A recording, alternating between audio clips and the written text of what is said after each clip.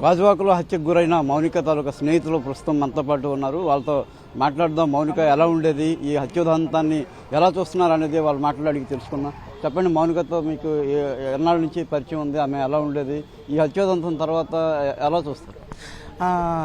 మీడియాకి నేను చెప్పేది ఒకటి ఏంటంటే, ఆ అమ్మాయి చిన్నప్పటి నుంచి ఎవరికి బయటికి కనిపించే వ్యక్తి కాదు. అమ్మాయి తను ఎప్పుడు వెళ్తుందో ఎప్పుడు వస్తుందో కూడా ఎవరికి తెలిసేది కాదు. అంత అంటే మంచి వ్యక్తి. తన ఇంట్లోంచి బయటకు వెళ్ళినా తల్లిదండ్రులకి చెప్పేసి బయటకు వెళ్ళిపోయేది, డ్యూటీకి వెళ్ళేది, డ్యూటీ నుంచి ఎప్పుడో లేట్ నైట్ వచ్చేది, ఇంటికి కూర్చొని తను ఈవెంట్స్ చేసుకొని తన తల్లిదండ్రులని అన్నదమ్ములని పోషించుకునే సిచ్యువేషన్ అమ్మాయిది. వాళ్ళ ఇంట్లో తను రెండో వ్యక్తి. ఫస్ట్ అక్క, తర్వాత ఈ అమ్మాయి తర్వాత తమ్ముడు ఫ్రెండ్స్. మేము మా ఏరియాలో మేము చిన్నప్పటి నుంచి కలిసే తిరిగాం, కలిసే పెరిగాం, మేము అందరం కలిసే ఉన్నాం. సడన్గా ఏమైందంటే రాత్రి సిచ్యువేషన్ తెలిసినప్పటి నుంచి కూడా అందరికీ మైండ్లో తెలియని అలజడి.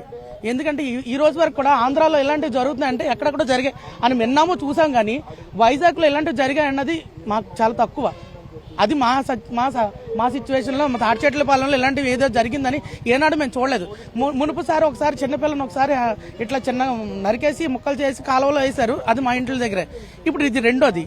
ఈ రెండో ఒక వ్యక్తి తనకి ఇష్టం లేనప్పుడు ఆ అమ్మాయిని నువ్వు ఇంట్లో పెట్టుకుని ఇట్లా చేయాల్సిన అవసరం లేదు. ప్రీ ప్లాన్డ్ అంటున్నారు కదా, దానికి ఎలా అనిపిస్తుంది మీకు? ప్రీ ప్లాన్డ్ అని చెప్పడానికి మీకున్న అనుకూల అంశాలు ఏంటి?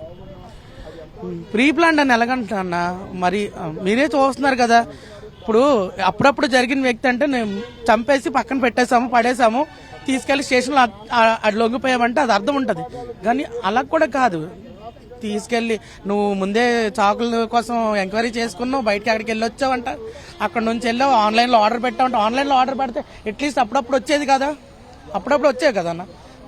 అది ప్రీ ప్లాన్డ్గా చేశాడు కాబట్టి ముందు ఆర్డర్ పెట్టుకొని తెచ్చుకున్నావు, రెడీగా పెట్టుకున్నావు, ఆ అమ్మాయిని రప్పించావు, భార్య లేని సిచ్యువేషన్లో చూసావు, రప్పించావు, తీసుకొచ్చావు, ఇంట్లో నువ్వు చెయ్యాలనుకున్నది చేసి దాన్ని కామప్ చేద్దాం అనుకున్నావు. ఇదేంటంటే నువ్వు కక్ష పెట్టుకొని కక్షపూర్వకంగా చేసిన పని ఇది.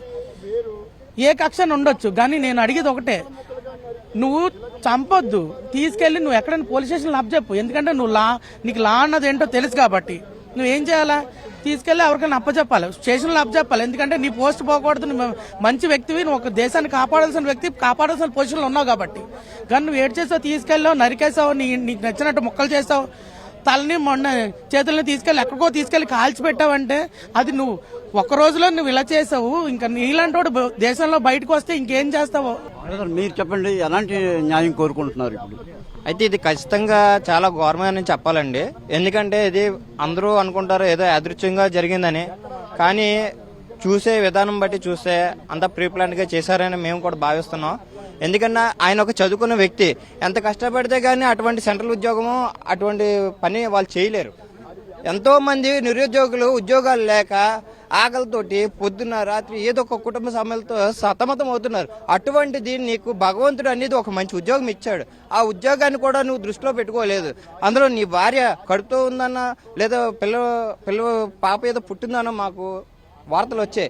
ఈ ఉద్దేశంతో కూడా మేము చెప్తున్నాం. ఏమని చెప్తున్నాం అంటే, ఇంత ఒక ఆడ మనిషి నీకు భార్యగా వచ్చినప్పుడు కూడా నీ దగ్గరకు వచ్చే ఆడ మనిషిని నువ్వెలా చూసుకోవాలనేది నీకు మినిమం జ్ఞానం అనేది ఉండాలి. ఒక ఆడ మనిషిని తప్పు చేసిందానో బ్లాక్మెయిల్ చేసిందానో కథనాల్లో వస్తుంది, కానీ ఈ కథనాల్లో చెప్పేది ఎంతవరకు నిజం అనేది మీడియా మిత్రులకే కానీ అక్కడ చేసిన వాళ్ళకే కానీ తెలియాలి. అటువంటిది ఇప్పుడు ఒక ఆడ మనిషిని ఒక తప్పు చేసిందనేసి నువ్వు అంత కిరాతకంగా చంపే ఉద్రేకానికి నువ్వు వెళ్ళిపోయే ముందు నువ్వు చదువుకున్న వ్యక్తివే. నువ్వు ఒక్క అడుగు వెనక్కి వచ్చి నీ ఫ్రెండ్స్కో కానీ లేదా నీ బంధువులకో కానీ లేకపోతే ఈ అమ్మాయి తరపు బంధువులకో కానీ ఎవరికో ఒక తెలిసిన వ్యక్తికి తెలియపరిచి నీ యొక్క కష్టాన్ని నివారించుకుంటే చాలా సంతోషంగా ఉండేది. ఈ రోజు మేము ఎందుకు ఇంత బాధపడుతున్నాం అంటే, అమ్మాయి మా గ్రామంలోనే ఉండి ఎంతో చక్కగా నివసించి ఆ కుటుంబం కూడా ఎన్నో కష్టాలు పడి ఈ రోజుకి ఒక స్తోమతలో ఉన్నారు. ఈ స్తోమతలు ఉండి కూడా ఒక పొద్దున్న రాత్రి మధ్యాహ్నం లేకుండా ఏదో ఒకలాగా చదువుకొని కష్టపడి పని చేసుకున్న వ్యక్తులు వాళ్ళు. అలాంటిది ఈరోజు ఎటువంటి దారుణమైన హత్యకు గురైందంటే మా గ్రామ ప్రజలు కాదు, మేమే కాదు, ఎవరూ తట్టుకోలేకపోతున్నాం. మీ బాధలు ఎన్నెన్నో ఉండొచ్చండి, కానీ గ్రామ ప్రజలు ఉన్నారు, ప్లస్ అందులో ఆడ మనుషులు ఉన్నారు, అలాగే మీ కుటుంబ సభ్యులు కూడా ఉన్నారండి. కనీసం ఒక మాట మీరు ఆలోచించాలి.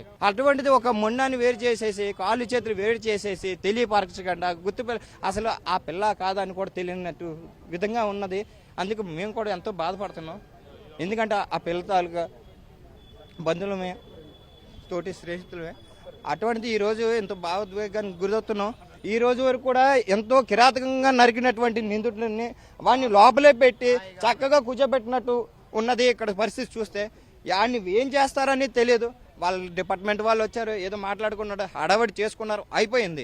కానీ ఈ రోజుకి ఈ క్షణంకి లోపల ఏం మాట్లాడారు అనేది ప్రజానికానికి తెలియట్లేదు, ఇక్కడ మీడియా మిత్రులు కూడా తెలియట్లేదు. ఇది మౌనికకు సంబంధించినటువంటి బాల్య స్నేహితులు నైబర్స్ అంతా కూడా చెప్తున్నమాట. ప్రీ ప్లానెడ్ గానే రవీందర్ ఈ హత్యకు పాల్పడ్డాడు. దీనికి సంబంధించి కూడా ఏదైతే మౌనిక డబ్బులు డిమాండ్ అని చేసేది అనేది కూడా పూర్తిగా అవాస్తవం. పోలీసులు దర్యాప్తు చేసి నిజాలు నిగ్గు తేల్చి ఏదైతే రవీందర్ను కఠినంగా శిక్షించాలని వీళ్ళంతా కోరుతున్నారు. కెమెరామెన్ నరేష్తో విక్రమ్, 10 టీవీ, వైజాగ్.